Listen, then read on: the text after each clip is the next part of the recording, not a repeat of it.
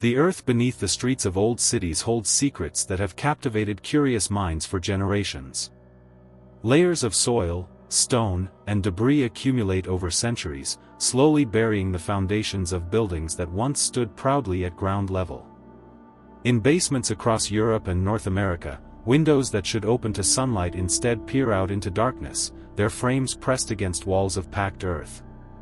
Doors that were clearly designed as main entrances now lead down into subterranean spaces, their elegant stonework hidden from public view. These observations are real, documented, and genuinely puzzling to anyone who encounters them for the first time. They raise questions that deserve answers. In recent years, a popular theory has emerged suggesting that these buried structures are evidence of a catastrophic global event, a so-called mud flood that wiped out a previous civilization and reset human history. The theory claims that governments and institutions have hidden this truth, systematically erasing the memory of a world that existed before our own. But when examined against the weight of scientific evidence and historical documentation, this theory dissolves like morning mist. The real explanations for buried buildings are far more fascinating than any conspiracy, rooted in the everyday processes of geology, urban development, architectural practice, and the relentless, patient march of time.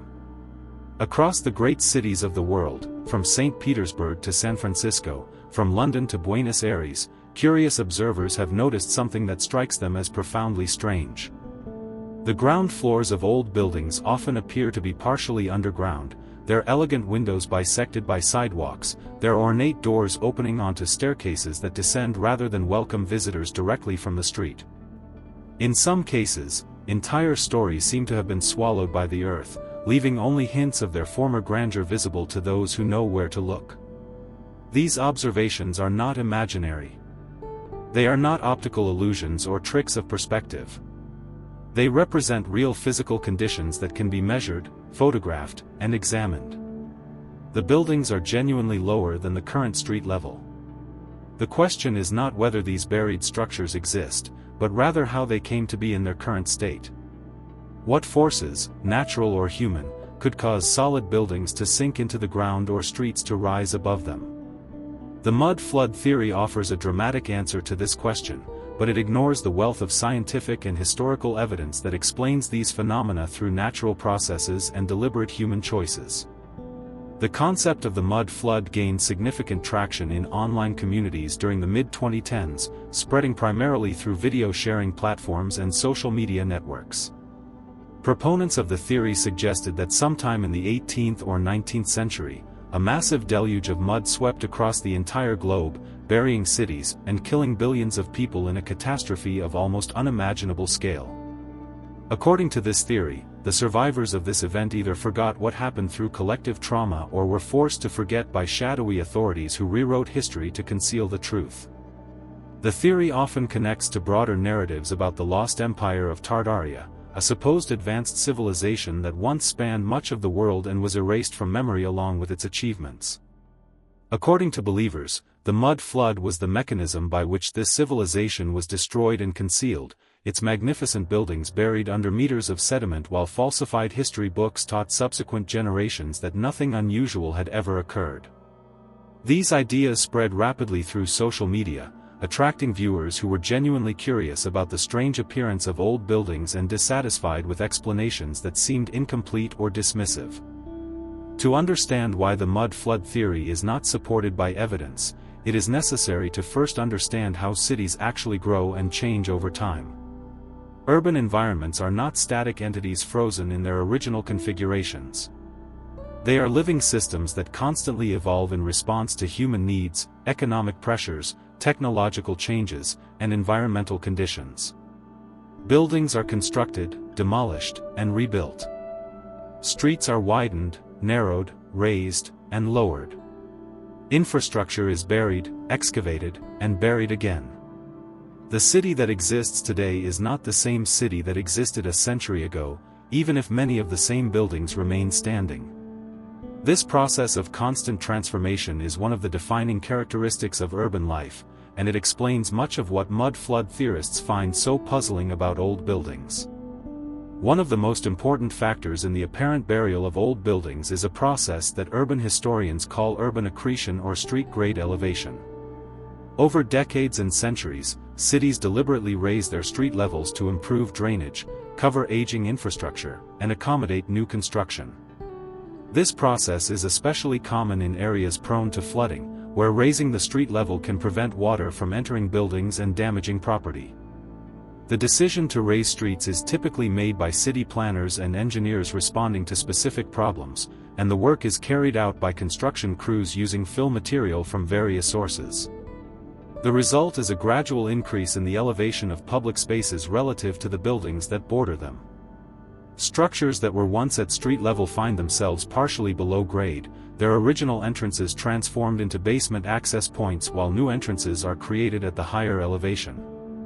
This process is well documented in historical records and municipal archives, and it can be observed in cities around the world. Seattle provides one of the most famous and well-documented examples of deliberate street raising in American history. After a devastating fire swept through the downtown business district on June 6, 1889, city planners faced a decision about how to rebuild. The original streets had been built at a low elevation, barely above the high tide line of Puget Sound. This made the area prone to flooding during high tides and heavy rains, and the wooden sewage system regularly backed up with unpleasant results.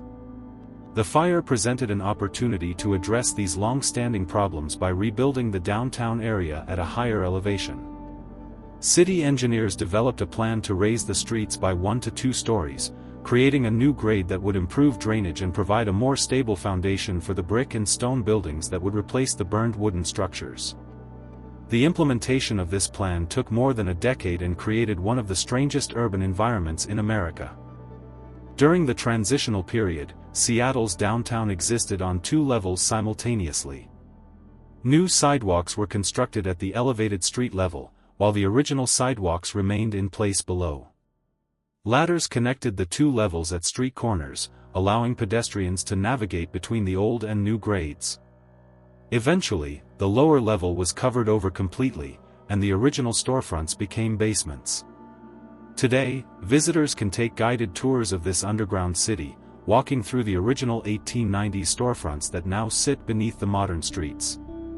The tour guides explain the history of the street raising in detail, showing visitors the old skylights that once illuminated the covered sidewalks and the architectural details that reveal the original purpose of these now subterranean spaces. This transformation was not the result of any catastrophe, natural or otherwise. It was a deliberate choice made by urban planners and documented in newspapers, city council minutes, engineering reports, and photographs of the time. Anyone who doubts the explanation can examine these primary sources for themselves. Similar processes occurred in cities across the world, each with its own specific motivations and methods. In Chicago, the entire downtown area was raised by several feet in the 1850s and 1860s to improve sewage drainage and reduce the risk of disease. The city had been built on a flat, swampy plain near the shore of Lake Michigan, and the lack of natural drainage made it nearly impossible to construct an effective sewer system. Engineers devised an audacious solution. They would raise the entire downtown district, buildings and all, to create the gradient needed for gravity-fed sewers. Using hundreds of jack screws operated by teams of workers, engineers lifted entire buildings while laborers filled in the spaces beneath them with soil, sand, and rubble. Newspaper accounts from the period describe the process in vivid detail, marveling at the engineering feat of raising multi-story buildings without causing them to collapse or interrupting the businesses operating inside them. In some cases, hotels were raised while guests continued to sleep in their rooms, unaware that the floor beneath them was slowly ascending toward the sky. These historical records directly contradict the idea that buried buildings are evidence of a forgotten catastrophe. They show that burial was a deliberate choice, carefully planned and systematically executed.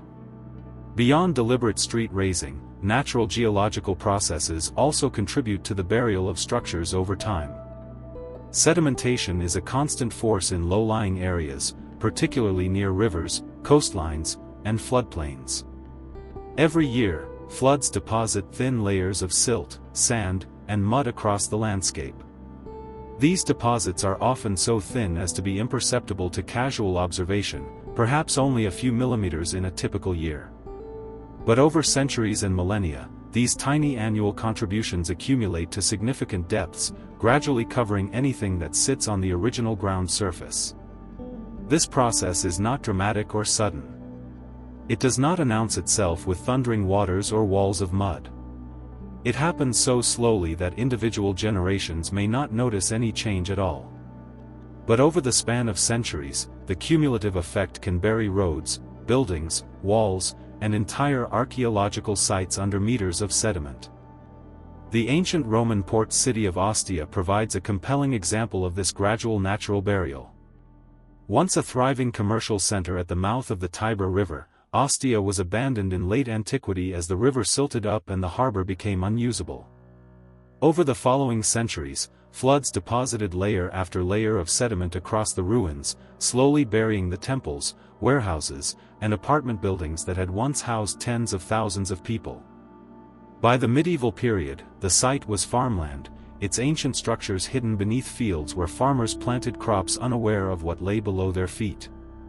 Excavations beginning in the 19th century gradually uncovered the city, revealing streets, mosaics, and wall paintings that had been protected by their blanket of silt. The burial of Ostia was not the result of any catastrophe. It was the result of normal river processes operating over centuries. Geologists and archaeologists have studied these processes in detail, and they can explain exactly how and why the city came to be buried. The city of York in northern England offers another example of gradual burial through urban occupation and natural processes. Roman York, known to its builders as Eboracum, lies several meters beneath the modern street level.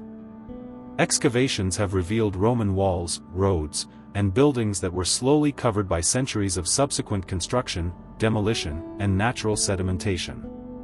The process was not the result of any single event but rather the accumulation of nearly 2,000 years of human activity and environmental change.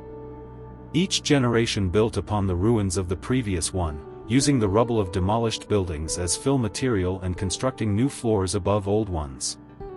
Archaeologists have carefully documented these layers, creating a detailed timeline of the city's development that shows gradual accumulation rather than sudden catastrophic burial.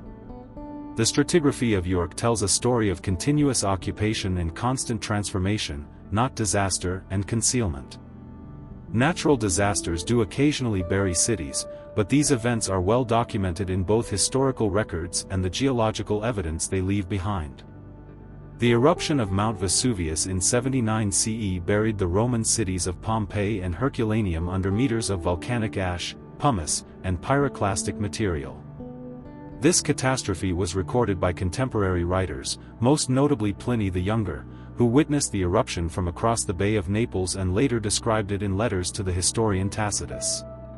His account describes the towering column of ash and smoke, the darkness that fell across the land, the rain of pumice stones, and the terror of the people trying to flee.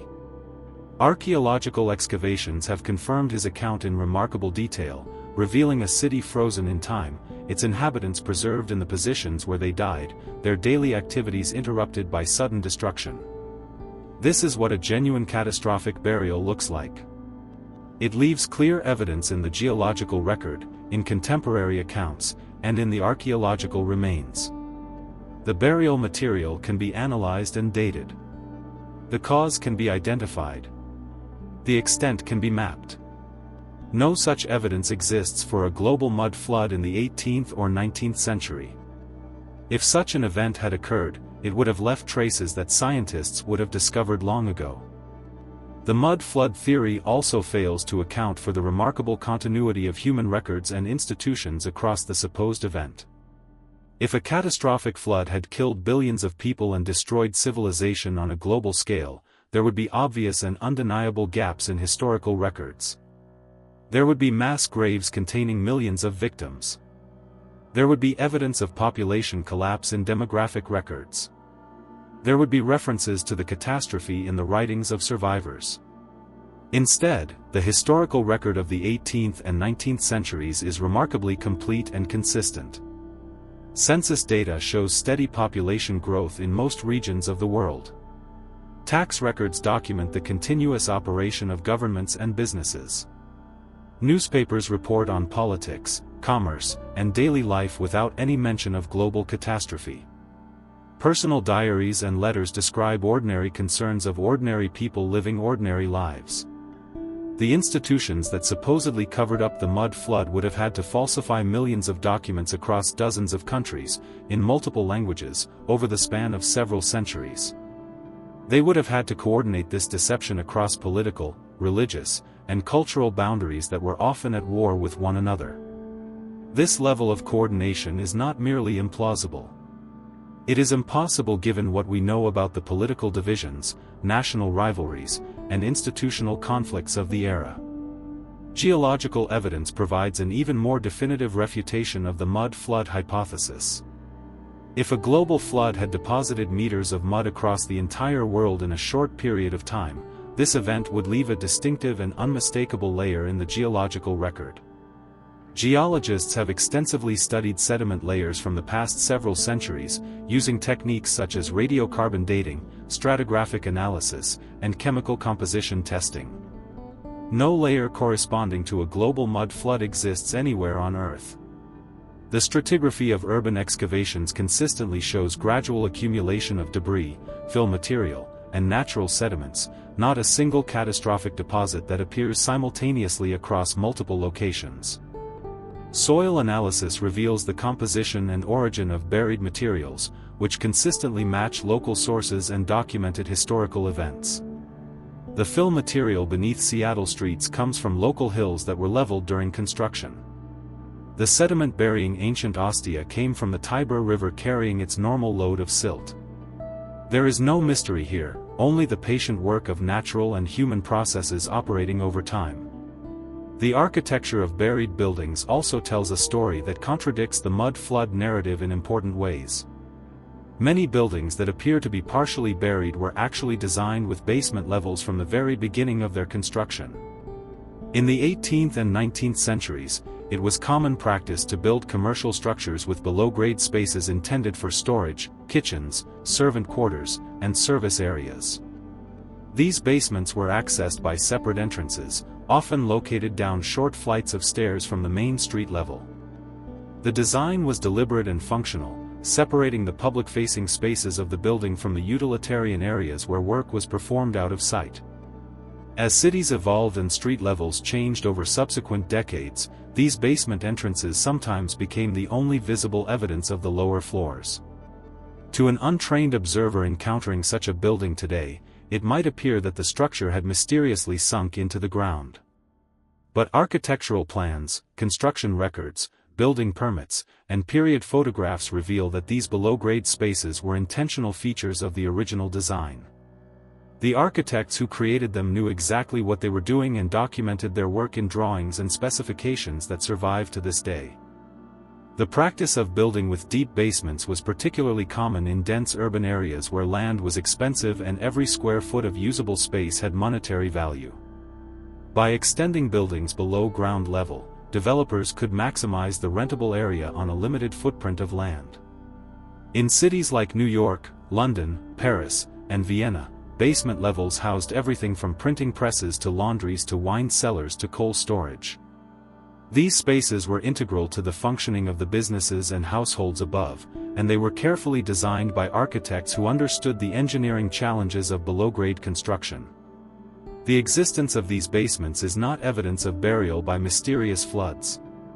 It is evidence of thoughtful design, efficient land use, and the economic pressures that shaped urban development in the industrial age. Another factor that contributes to the appearance of buried buildings is the natural settling of structures over time, a process that engineers call subsidence. All buildings exert pressure on the soil beneath their foundations, and over decades or centuries, this pressure can cause the ground to compact and the building to sink relative to its original position. The effect is most pronounced in areas with soft or unstable soils, such as reclaimed land, river deltas, coastal regions, and areas with high water tables. Buildings in these locations may settle by several inches or even feet over their lifetimes, causing their foundations to sink below the surrounding grade. This process is well understood by modern engineers and is carefully considered in contemporary construction. Historical buildings, constructed before modern foundation techniques such as deep pilings and reinforced concrete were developed, are particularly susceptible to settling. Their gradual descent into the earth is not evidence of catastrophic burial but rather a predictable consequence of building on difficult soils with the technology available at the time. The city of Venice provides perhaps the most dramatic example of building settlement and land subsidence in the world. The entire city is slowly sinking as the wooden piles that support its buildings compress into the underlying mud, while at the same time the Adriatic Sea is slowly rising due to changes in global climate and local geological conditions. Combined, these processes have caused the ground floors of many Venetian buildings to flood regularly during high tides and storm surges. The famous Piazza San Marco, once well above the waterline, now experiences regular flooding that sends tourists wading through knee-deep water. This process has been documented for centuries in records, paintings, and photographs, and engineers have developed elaborate systems of barriers, pumps, and flood gates to protect the city from further damage. No one who understands the situation suggests that Venice is sinking because of a mysterious mud flood. The causes are well understood, thoroughly documented, and accepted by everyone who has studied the evidence. The same principles of soil mechanics and foundation engineering apply to partially buried buildings in other cities, even if the specific causes and rates of subsidence differ from location to location. The mud flood theory often relies on photographs that appear to show buildings buried up to their first-floor windows in soil or debris. These images can be striking and emotionally compelling, seeming to provide visual proof of something extraordinary. But photographs, like all forms of evidence, must be interpreted in context. In many cases, the photographs that circulate in mud flood communities show buildings during or immediately after construction, when the surrounding streets and sidewalks had not yet been completed to their final grade. Construction sites are messy places where excavated soil is piled in mounds and temporary surfaces differ dramatically from the finished product. A photograph taken at a particular moment in the construction process might show a building surrounded by earth that would soon be removed or regraded. In other cases, the photographs show buildings in areas that experienced localized flooding, landslides, or other geological events that deposited material around their foundations. These events are often documented in contemporary newspaper accounts that explain exactly what happened and when. Without understanding the historical context of these images, it is easy to misinterpret them as evidence of a catastrophic global event. But with proper research into archives, newspapers, and municipal records, the mundane explanations become clear. The Great Flood of 1862 in California offers a real and documented example of a regional flooding event that buried structures under mud and debris. Weeks of continuous rainfall caused rivers throughout the Central Valley to overflow their banks, transforming the valley floor into an inland sea that stretched for hundreds of miles. The newly inaugurated governor of California, Leland Stanford, had to reach his inauguration by rowboat because the streets of Sacramento were under several feet of water. The floodwaters eventually receded, but they left behind thick layers of silt and mud that covered farms, buried roads, and partially filled the ground floors of buildings throughout the affected region. This event was extensively documented in contemporary newspapers, government reports, personal diaries, and later in historical studies based on these primary sources.